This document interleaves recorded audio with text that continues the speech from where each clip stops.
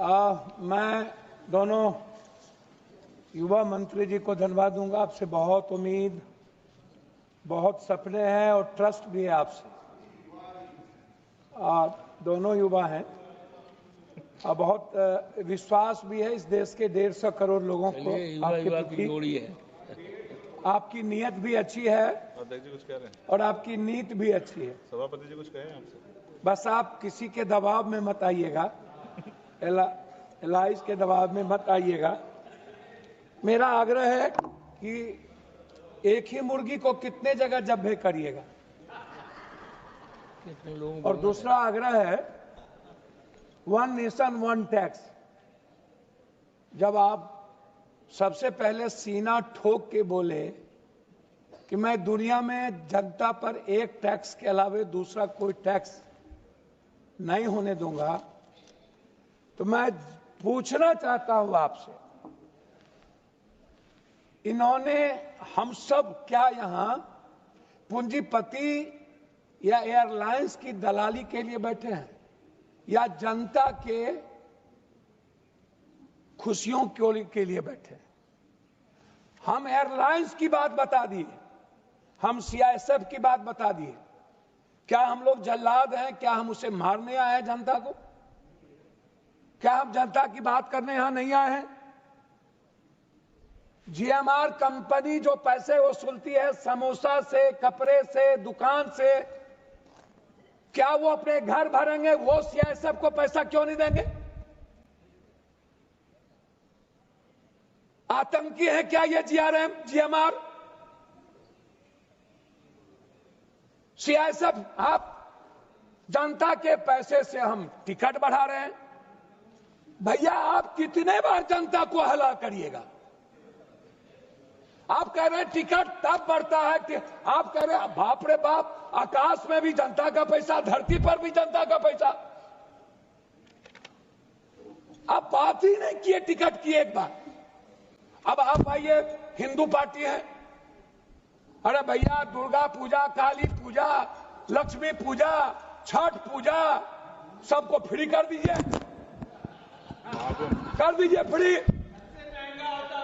जितना दुनिया में पूजा है फ्री कर दीजिए और अदानी अंबानी जी को कहिए कि उसका पैसा आप दीजिए।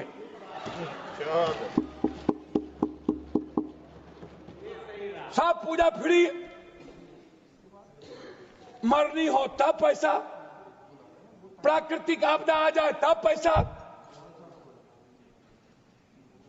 कोई डेथ कर जाए तब पैसा। आपदा में अफसर क्यों निकालते हैं आपकी सरकार? आप बैठे हुए हैं बोगला भगत के तरह कि कब पैसा निकाला जाए। प्रवासी आपने अभी कह दिया 60 करोड़ लोगों ने किया। ये 60 करोड़ में सबसे ज्यादा कौन लोग हैं? ये मिडिल क्लास और गरीब और बीच के लोग हैं, जो पर्व में जो प्रवासी मजदूर हैं, जो बाहर गए, गल्फ गए, अरब गए। अरे भैया जो बाहर जा रहे हैं कमाने के लिए उसको फिक्स कर दो, जो चिकित्सा में आ रहे हैं उसका भी फिक्स कर दो, जो पढ़ने बच्चे बाहर जा रहे हैं उसका भी फिक्स कर दो, जो एग्जाम देने बाहर जब हमारे घरेलू में जा रहे हैं उसका भी फिक्स कर दो। आप तो मिडिल क्लास के सरकार है ना भाई, आप है ना आम आदमी की सरकार, तो आम आदमी की बात करिए ना, आप किसान की बात करिए ना। आप तो भैया ये तो गलत बोल रहे हैं। आप हमको बताइए कि टिकट कट लेने के बाद कै रुपया लौटता है? कितने रुपये लौटेंगे आप हमको बता दो। दूसरी बात मैं आपसे पूछना चाहता हूं कि भैया ये टिकट जादूगरी है क्या? मात्र 30 सेकंड के अंदर एक टिकट 7,000, दूसरा टिकट 17,000, तीसरा टिकट 32,000। ये कहां से, ये कौन तय करता है? ये कौन है मोनोपोली करने वाला? आप कह रहे हो कि हमने एयरलाइंस लाना था लेकिन एयरफील्ड नहीं दिया गया, मोनोपोली हो गई 4 एयरलाइंस के मालिकों की। इसका मतलब है कि हमारे मंत्रालय का उस पर अंकुश नहीं है, हमारा मंत्रिमंडल या हमारा सरकार चलता है उस मोनोपोली करने वाले एयरलाइंस के मालिक से, और हम बाध्य हैं, हम तय करते हैं उसके अनुसार कानून और नियम को। क्या हमारी सरकार जनता के द्वारा चुनी हुई सरकार जनता के लिए तय नहीं करेगी? जनता पर टैक्स बढ़ाने वाली ये जो रावण लोग हैं, दानव लोग, वो तय करेगी कि जनता कैसे जिएगा। भैया यहां पर आज हम कुछ नहीं कहेंगे मंत्री जी, मेरा आग्रह है कि एयर टिकटिंग, मंत्री जी सिर्फ मेरा आग्रह है कि टिकट का बिल, टिकट का किराया, और अभी कुछ नहीं है, एयरपोर्ट और चीज छोड़ दीजिए, टिकट के किराए पर एक स्वतंत्र सोच, कितना, क्या कोई निगरानी कमेटी बनेगी? क्या उसमें जेपीसी तरह की कोई कमेटी हो?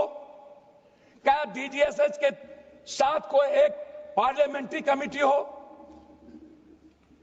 क्या, कितना, हद तक कितना, 11,000, 9,000, 12,000, 13,000 या 35,000 या 40,000 या 32,000? यह सबसे बड़ा सवाल है। और दूसरी चीज, यदि आप कह रहे हैं मंत्री जी, आप मंत्री जी कह रहे हैं कि जब कोई पर्व या कोई इस तरह के सर्कमस्टांसेस नहीं होते हैं तो 180 सीट है प्लेन में, 180 सीट का है ना टिकट कटेगा? टिकट कम कटे या टिकट ज्यादा कटे? तो आप हमको एक बात बताइए, ये 200 तो सीट आ नहीं गया, तो भैया फिर 32,000 या 40,000 सर्कमस्टांसेस कैसे तय हो जाएगा? ये कौन सी परिस्थितियां हैं? पांचवा, आप अंत में मैं 2 बात कहना चाहूंगा मंत्री महोदय, बिहार में एक भी अंतर्राष्ट्रीय एयरपोर्ट नहीं, बोध गया है बहुत कम स्थिति रहती है और समय के अनुसार। जी आराम से, बहुत जोश में, आराम से। जी जी धन्यवाद सर। तेजी में हो नहीं है, क्या है, मेरा आग्रह है। गोपाल जी आपको इतने ध्यान से सुन रहे तो आप तेजी और बढ़ रही है। नहीं, धन्यवाद सर, धन्यवाद। आपका स्नेह आशीर्वाद बना रहे सर, असीम कृपा रहे सर, और भीतर से रहे, ऊपर से नहीं रहे सर। तो मेरा बस अंतिम आग्रह है आपसे कि पटना कोई अंतर्राष्ट्रीय एयरपोर्ट कोई भी, बाहर बगल में नेपाल है, श्रीलंका है, बांग्लादेश है, जापान, अनडेवलप्ड कंट्री है। अब जैसे अरब जाते हैं, हमारे यहां से ज्यादा गल्फ जाते हैं, तो अरब और गल्फ जाने के लिए अंतर्राष्ट्रीय प्लेन की शुरुआत की जाए। 28 जिला बोधिस्ट है, उसकी भी शुरुआत हो हमारे यहाँ। अब तो सीता की धरती हमारे लिए, हमारे अमित शाह जी ने कहा कि सीता बनेगा, तो उसका भी देखिए सीतामढ़ी में एक, सीतामढ़ी को डेवलप करने के लिए हो। अब कितना कब बनेगा मुझे नहीं पता। पूर्णिया को जल्दी से आप उद्घाटन कर दें, मेरे ख्याल से सितंबर में पूर्णिया का यदि उद्घाटन कर देंगे तो असीम कृपा होगी। अंत में आग्रह करूंगा माननीय अध्यक्ष महोदय जी, अब आपको सर, आपका ननिहाल है, हम आपके ममेरा भाई हैं, लेकिन आप ध्यान नहीं देते हैं हम पर, आप गड़बड़ आदमी हैं, तो आप भीतर से सही रहिए। हम आपका सब जानते हैं, दोनों भाई एक दूसरे को जानते हैं, इसलिए सही रहिए। तो इसीलिए मेरा आग्रह है माननीय मंत्री जी, जीएमआर के जितने एयरपोर्ट है उसके समोसे उनको थोड़ा कम करिए, सब्जी तब्जी को थोड़ा कम करिए, और खरीदारी चाउमीन भी नहीं खा पाते हैं और कोल्ड कॉफी भी हम नहीं पी पाते हैं, बड़ा दिक्कत है। एक कोल्ड कॉफी 700 रुपया में मिलता है, 600 रुपया। तो इसीलिए अब सिर्फ इतना कहेंगे कि जो प्रवासी मजदूर है, जो चिकित्सक हैं, जो हमारे बुजुर्ग माँ बाप हैं, जो किसी न किसी परिस्थितियों में जाते हैं, और जब भी कोई सामाजिक धार्मिक पर्व हो, और जब भी कोई साइक्लोन या कोई नेचुरल डिजास्टर आता हो, उस वक्त ये लोग अत्यधिक शोषण करते हैं आम आदमी का। आप निश्चित रूप से कंट्रोलिंग पावर, मुझे बहुत कुछ कहना था लेकिन यही काफी है। आपसे सिर्फ इतना आग्रह है कि आम आदमी जो हमारी सरकार सोचती है, मैं आलोचना नहीं कर रहा हूं, सभी लोग यही सोचते हैं, बात बोलते हैं लेकिन कथनी करनी में फर्क है। आम आदमी को कैसे हम लोग बहुत अच्छे तरीके से जीने का, उसको मुस्कुराने का रास्ता दें, उसको हम लोग जब्बे ना करें और उस पर टैक्स का आक्रमण ना करें, सभी तरह के टैक्स से जनता को ना देखें। इन बातों के साथ आपसे आग्रह है कि बहुत उम्मीद है कि आप अंत में 32,000 पायलट की जो कमी है, आपसे आग्रह है कि एक मिनिमाइज कर दीजिए कि हम कितने में बहुत कम मात्रा में भारत के बच्चों को पायलट बनाएंगे।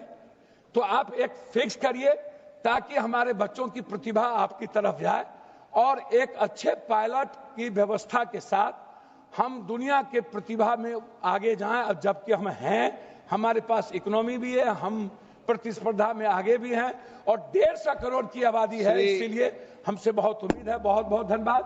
प्रणाम सर, नमस्ते।